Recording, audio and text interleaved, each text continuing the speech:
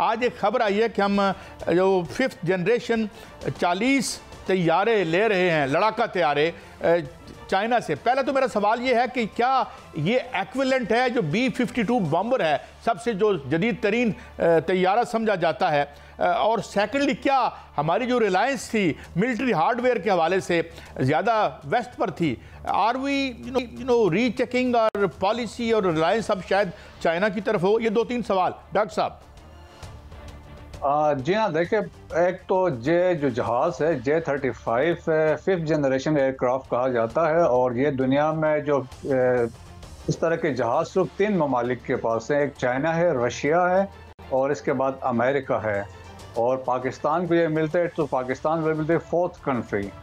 China ने recently इस जहाज़ को एक एयर शो में दिखाया था, लेकिन अभी तक लोगों को इसके बारे में पता नहीं है। लेकिन इंडिया में बड़े ह्यू एंड क्राई मच गई है कि जब ये जहाज़, जिस तरह आपने बताया कि 40 के करीब पाकिस्तान को मिलेंगे, तो दीज आर द लेटेस्ट जहाज़ है। एरोडायनेमिक्स के बताया जाता है कि इसमें बेहतरीन है, इंजन्स इसके एडवांस हैं, और इसमें जो रेडार की कैपेबिलिटी इन्हांस है, और रेडार में ये डिटेक्ट हो नहीं सकता है, और तो इसमें बहुत ज़्यादा चीज़ें हैं। और फिर ये भी क्वेश्चन अभी बनता है कि पाकिस्तान ऑलरेडी एक सुपीरियरिटी है when we compared with Indian Air force.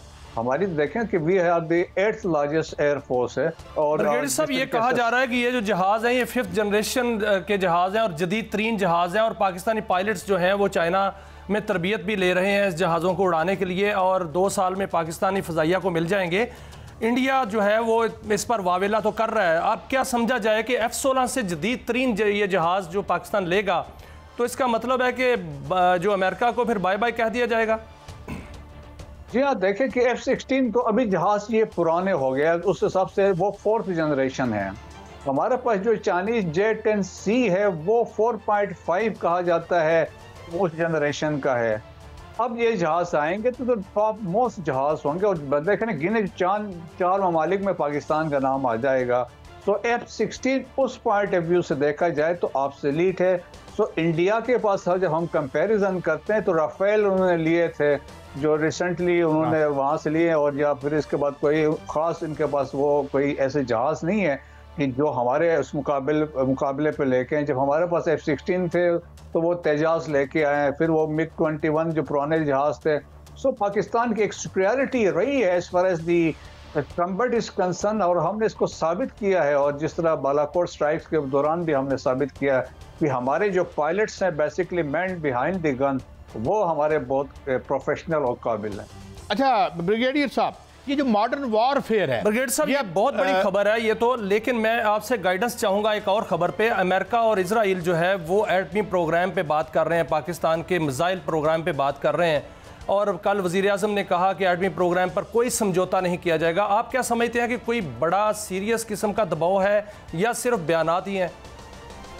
देखें, तो ये दबाव भी है, और दूसरा ये है कि ये पॉलिटिकल मोटिवेटेड हैं, और ये हम कह सकते हैं कि वेस्टेड इंटरेस्ट भी इसमें भी शामिल हैं, और ये है कि आपको प्रेशराइज करने के लिए भी एक टैक्टिक्स इसमें शामिल है।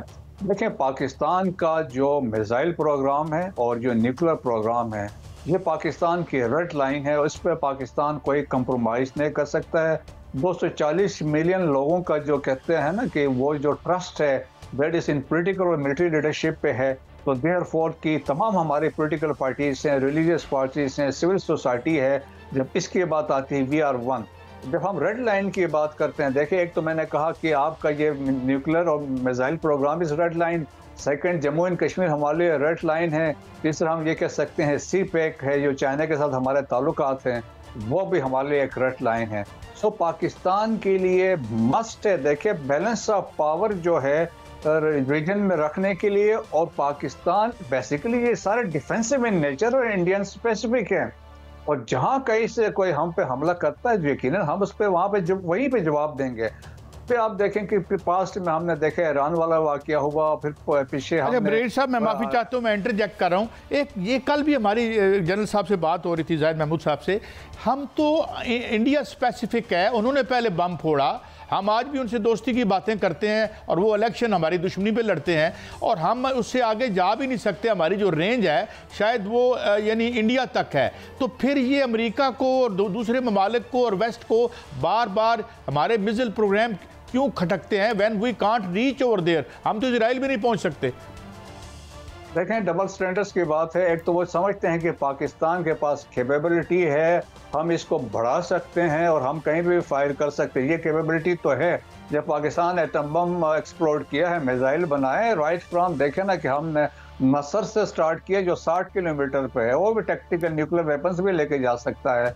और आपका मैक्सिमम रेंज वाला शाहीन है जो 3 है 2750 किलोमीटर है, उसका भी एक खौफ है। फिर एक और चीज़ है काजी साहब, आपके जो अबाबिल वेपन है, जो हमने जो मिसाइल सिस्टम जो जिसका 2017 में पहली दफ़ा ट्रायल्स हुए, फिर 2023 में हुए हैं, तो अबाबिल के बाद से हम दुनिया के उन ममालिक के कैटेगरीज में आए हैं जिसके पास ये चंद वो टेक्नोलॉजी अवेलेबल है कि जिस अबाबिल में आप ये है कि मल्टीपल टारगेट्स को आप एम कर सकते विद न्यूक्लियर वारहेड, कि आप एक पीस में, तो आप इससे ये है कि आपको सेकंड स्ट्राइक कैपेबिलिटी इसमें आ जाती है आपकी, कि आपके पास ये। फिर आपको काजी साहब ये है वर्सला अलैहिम तोयरन अबाबिल, ये जब अल्लाह ने फ्लॉक बर्ड्स ऑफ जो भेज दिए थे फ्लॉक्स में, तो वो देखें उनके हर परिंदे की तफसीर में बताते हैं हर परिंदे की चोंच में 3 कंकरियां थी, जो जिसको वो कंकरी लगती थी तो वो उसको पेनिट्रेट करती थी, वो मेल्ट हो जाता था। सो अबाबिल का भी यही कंसेप्ट है, मल्टीपल टारगेट्स पे हम मल्टीपल वार हेड के साथ विद न्यूक्लियर कैपेबिलिटी के साथ स्ट्राइक कर सकते हैं। तो दुनिया को ये चीज़ भी खटक रही है कि अबाबिल भी हैं। ब्रिगेड साहब, बिल्कुल अबाबिल जो है वो हमारी दिफा की निशानी है और दिफा की अलामत है। अभी तो हमारे पास ये बात जो है वो इजराइल को खौफ में मुब्तला है हमारे मिसाइल प्रोग्राम पे। अभी तैयारे आए तो फिर पता नहीं कैसा वावेला होगा और फिर मज़ीद जो है वो वावेला मचाएंगे ये इजराइल और अमेरिका। लेकिन आप क्या समझते हैं कि फ़र्ज़ करें हम पर जारहियत जो है मुसल्लत की जाती है, अल्लाह ना करे ऐसा हो, तो फिर हमारे जो मिसाइल प्रोग्राम है वो अपनी दिफा तो करेगा, अगर और दिफा करेगा तो मौसर अंदाज से करेगा। जी हाँ, बिल्कुल करेगा। देखा ना कि अभी आपको मिसाल देता हूँ, जब बालाकोट स्ट्राइक्स के बाद पाकिस्तान को इतला मिली कि इंडिया मिसाइल फायर करने लगा है और इसमें उन्होंने प्लान किया है 6 मिसाइल फायर करेंगे, तो हमने उनको मैसेज भिजवाया था अगर आप ऐसा करेंगे तो we will respond with 3 times over उन मिसाइल्स को। और अकॉर्डिंगली हम मिसाइल्स हमारे मूव कर गए थे फायर होने के लिए।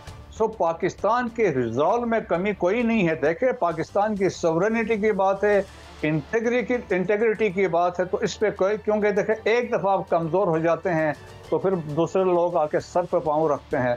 सो पाकिस्तान की हिस्ट्री अभी आप देख लें, वेस्ट पाकिस्तान में जिस तरीके से दुनिया भी मानती है, और इवन जो परवीन सानी है, अगर उनको आप सुने, वो कहते हैं पाकिस्तान ने कभी वेस्ट पाकिस्तान में 1 इंच ज़मीन भी नहीं छोड़ी है, किसी को नहीं दी है। और पाकिस्तान के पास वो कैपेबिलिटी है, पाकिस्तान ने अपना वो जो है वेटरन्स रखना है।